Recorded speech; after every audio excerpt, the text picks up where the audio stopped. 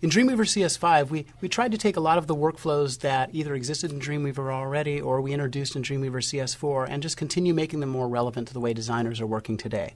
We've got a number of features specifically geared around CSS visualization. I'd like to start by showing you CSS Inspect mode.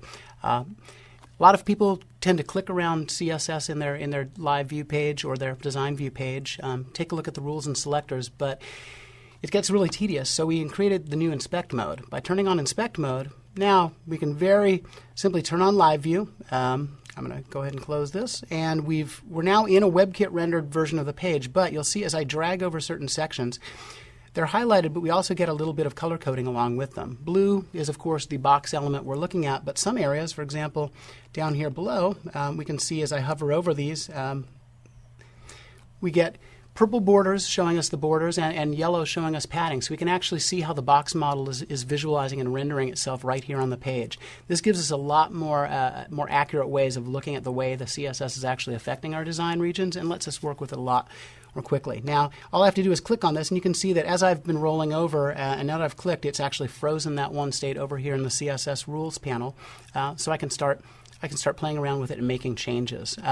Again, all we need to do is turn on Inspect mode and just hover over various regions of the page, and you get this really great CSS box model visualization while the CSS styles panel is updating in real time. So it's really easy to find those styles and rules you need to make a change quickly. Now, along with visualization, we wanted to make sure that you could experiment with your rules a little bit more than usual. So let's just go ahead and click on one of these here, and I'll hop over to the CSS styles panel to show you how this works.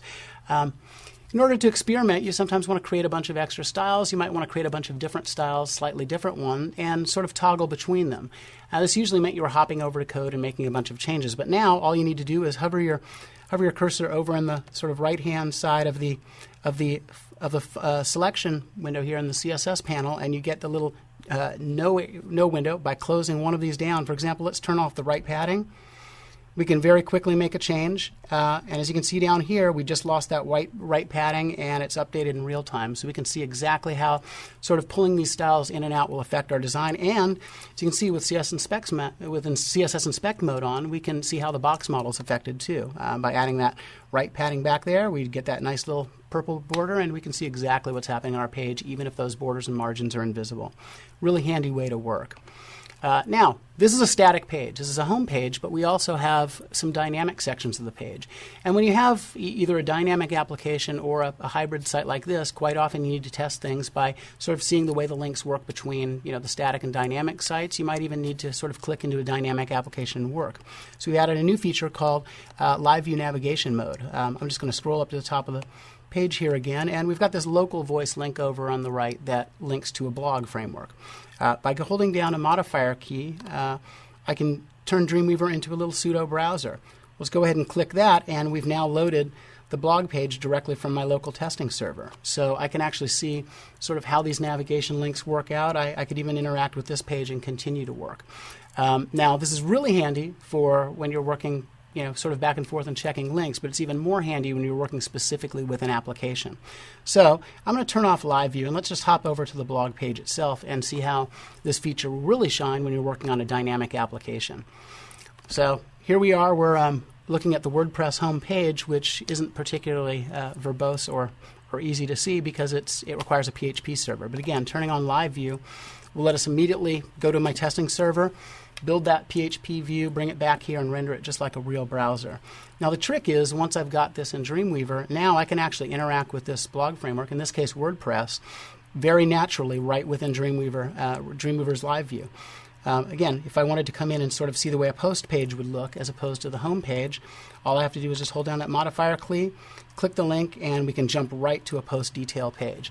This lets designers be really effective with every aspect of a dynamic application they're building. In previous versions of Dreamweaver, you really only got to see that first version of the page, but now you can actually click around. You can drive your application into real design states that you can then work around. At this point, we could very simply just start turning on Inspect mode and working directly with our page at any point. This is a really handy feature and allows you to work with applications in ways that just previously weren't possible in Dreamweaver, or for that matter, any other authoring application.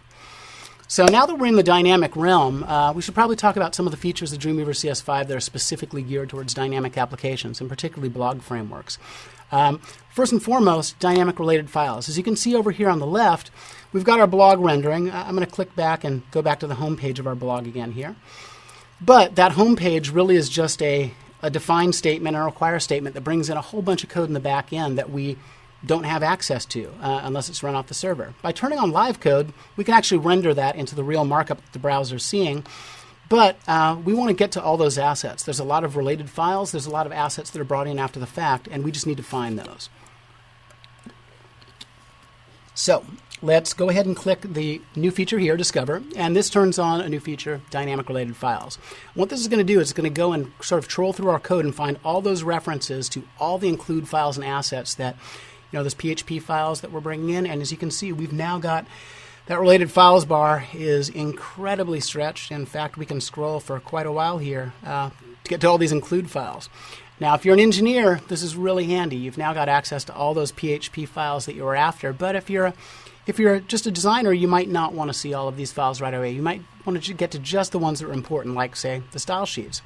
In that case, it's really easy just to go ahead and turn off some of the files you don't want, for example, JavaScript, PHP, and XML, and we're left with just those 2 style sheets that populate the entire page. Pretty handy. My favorite is if we want to work on a specific type of file, we can also enter a custom filter. I can just simply say, for example, star, wp-star.php,